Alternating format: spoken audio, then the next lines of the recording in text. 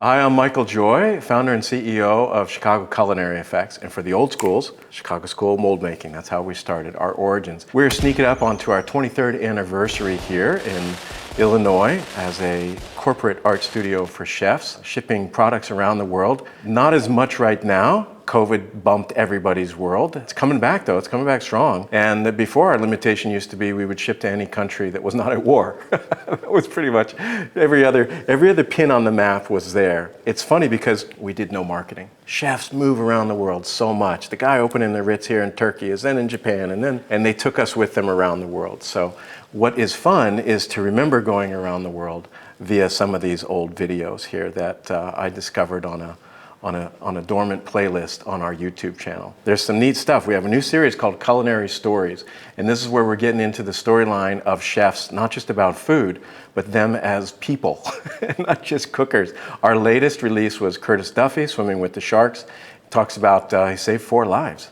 It's pretty interesting. So we got the food bit with Curtis, but he's got some remarkable other stuff. So Culinary Stories, they're long-form podcasts, over an hour, and they're in-depth. Ready? I remember this avocado because this was one instance where when we would make a mold of an organic shape, the chef would want it for a special release or something. But then we'd talk to them and say, you know, after a little while, does it matter if we make another avocado mold? Because one chef, let's say we make an apple mold for one chef, they don't own the rights to all the apples in the world. We would not sell their mold of the apple, but someone else could send us an apple. You see, that's how it works. Is that other person has to go through the efforts.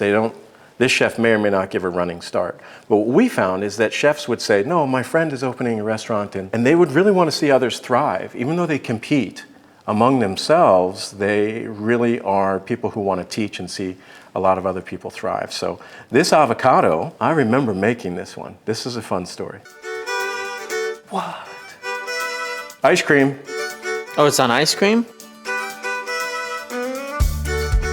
Okay, so the purple molds, that's our brand color. And I remember chefs, it was really funny that they would open the boxes, and this one chef, he wrote back, he's like, I finally made it to purple, because there's all these other molds out there. But this meant that you're working with Rolls-Royce, not in just the brand perception of Rolls-Royce, but in the solution quality of Rolls-Royce. This is not only going to be a workhorse for you, it's not a delicate vehicle. They work well. This is the thing, is they were designed. A lot of people can make molds, but not as many people understand food shaping and the quirks and the pressures that a chef has to have with all the temperature issues they have, the texture issues, the color issues, the compatibility issues. And so there's mold makers out there making molds, and they can make molds, but they don't understand the food part of it. Now, I'm not a good chef by any means, but I've learned a lot. I've been in hundreds of kitchens, watching and learning and hearing and presenting and hosting and filming. There was always a lot of fun. Our industry molds in the cannabis industry, that's more about precision and streamline of high volume production. But this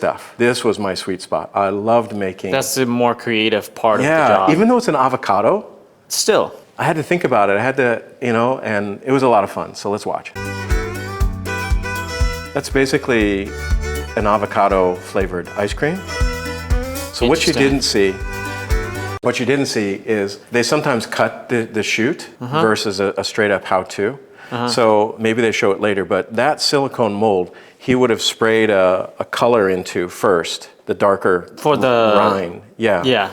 And then he would have put in that the ice cream mix, the ice cream sorbet, whatever it was, gelato, something flavored there. And that's how he got this other color, and then he'll paint it. Let's see what he does. This is Alex Stupak, Chef Alex Stupak. I haven't worked with him in a while, but he was fun to work with. Very ambitious. Did they mention our name? Do you know we didn't get? No. This was why is what happens is the hotel. This all goes under a hotel or some sort of PR department, and it's about presentation of the chef or the brand of the hotel. They're not there to promote us. That was not the thing. We were promoted in other ways, more B2B, not front of the house. A lot of times it just wasn't mentioned. But the chefs doing the secrets, the new entertainment quality of food as performance, food as art, food as these things. They all came to us, and we just never talked about it. So it's fun, 23 years later, to have these stories. Yeah. And we're not trespassing, we're celebrating all of these innovations and these chefs that took the time to try something that nobody else did before. And now someone goes, oh yeah, I've seen that avocado mold. Well, maybe you have, maybe you haven't. You may have seen a avocado mold. But this is where it started with Alex.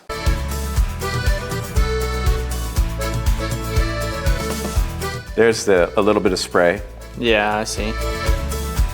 See how he controls the back? Okay, so watch closely. So this is a 2-part mold, and he wanted the sliced avocado, so there has to be an indentation of the piece here. So what he's done is right here, this is what I mean about understands what a chef needs to do. We designed in what we'll call a weep.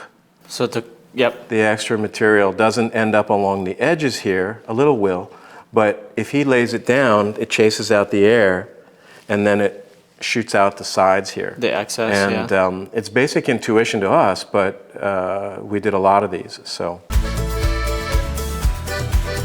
Here he goes. Sorry, there's just so many things here that help chefs. A part of it I was going to tell the stories, but now I'm thinking it's just as important to encourage chefs to know how to use silicone, because when they get into these big blocky molds, they have a thermal mass. And he's going into what's called a blast freezer. This looks like an Inox. We used to work with them, very, very nice equipment. We would say pre-chill the molds so that by the time they're going into the freezer, they're already cold. And you don't have to start from zero. And it kind of speeds up the process. Now, a blast freezer is called a blast freezer for a reason. It's fast. The other thing is we would always ask the chef, what equipment do you have in your kitchen? Because we would design the molds to fit into their equipment. Because let's say you have a dehydrator. Those were unusual standards in size. Have you worked with those? Oh, sure. We would say, what's your rack size? You know, this, that, and the other. And we would try to maximize whatever equipment, because this is not inexpensive to operate or to have. Yeah. And if their molds, somebody gave a damn to ask, we could fit them per their rack settings. It matters to understand what a chef environment is. Right. There's the slow part. Little airbrush, little fancy. You can see a little flash. It's a frozen hard thing. Sticking it down. This is pretty important too for the chefs out there. Transport, food transport. You got an avocado that wants to rock like a basketball. Now you have a staff that's got to carry it out there. You don't want to set them up for failure. No. And it's the same thing as there would be these beautiful sculptures designed as a room amenity. And they're like, oh my God, I got to go down the hallway, I got to go on an elevator. And by the time to get to the room, it's like they're worried about it shaking apart. And then what happens? The chef's got to come upstairs and tack it back together. So the durability for deliverability within a hotel was very important. So this is just from the kitchen to the front of the house. Typically, the initial reaction is almost... Oh, he looks young like I did back then. They're like, why did you just give me half of a raw avocado on a plate?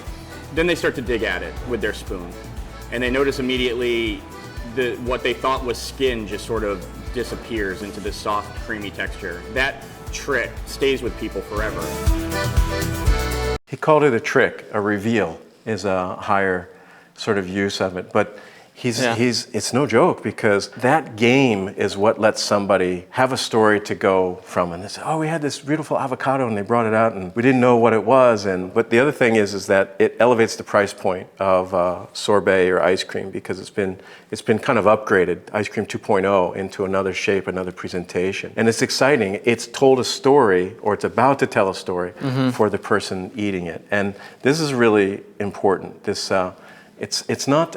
The performance of the food never rules over the flavor in this aspect. If he was not a skilled chef and he does all this and it tastes like cardboard... It just complements, the presentation. Nobody's coming back for cardboard. Right. It's a letdown. It's like a YouTube fail. It looks beautiful, but... It's like a clickbaity thumbnails. Yes. Yeah, they got clickbaited, exactly. And it's like, oh my God, it looks great. But then you watch the video and it's nothing... You've named it. Menu clickbait. Menu clickbait. They did not want that before clickbait. No. Parfait.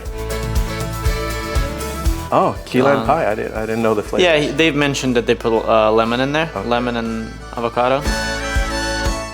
What I would say about that is the beauty of organic shapes from nature, reinvented through mold making and the reconfiguration of ingredients is an amazing result. It's a reveal. And that's why we have the nature line. In nature line, we have walnut shells, we have peanuts, pistachios, artichokes, beets, cauliflower, charcoal, truffles, all this stuff. So here's the thing. In the asparagus mold we made for, I think the first time we made asparagus was for Chef Laurent Gras. Extremely well everything. This guy's like super. I hadn't worked with many chefs of his caliber at the time. He was kind of one of the first Michelin guys that I worked with in the day. What I learned is that asparagus, they used to buy very specifically by shape to look beautiful on the plate. A lot of other asparagus kind of didn't meet its asparagus destiny. It was well loved and well cared for, but it was a little wonky. And when they had the molds, they could puree this asparagus and then put it into the mold. Oh. And asparagus didn't have to be beautiful in the blender, but it would taste, and also it could be infused. Not cannabis infused. I know, yeah. But infused with something else. And so, for example, if you were to puree a carrot, you drink a milkshake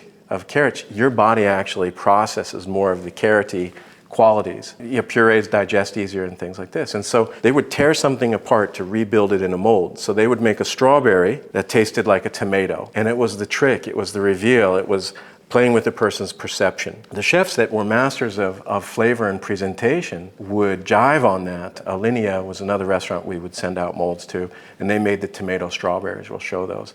And now, we didn't have a lot. It's not like we hung out. I mean, we were just a vendor, but we were friends with many others. And what that meant is there were collaboration opportunities. For others, it's just like, just get it in the door, get that bottle of wine. I don't have to meet the grower.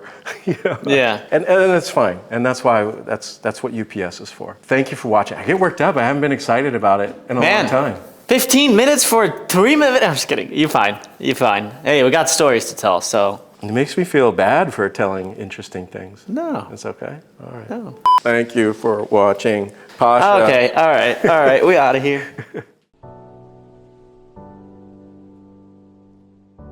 Michael Joy is the owner and founder of Chicago Culinary FX.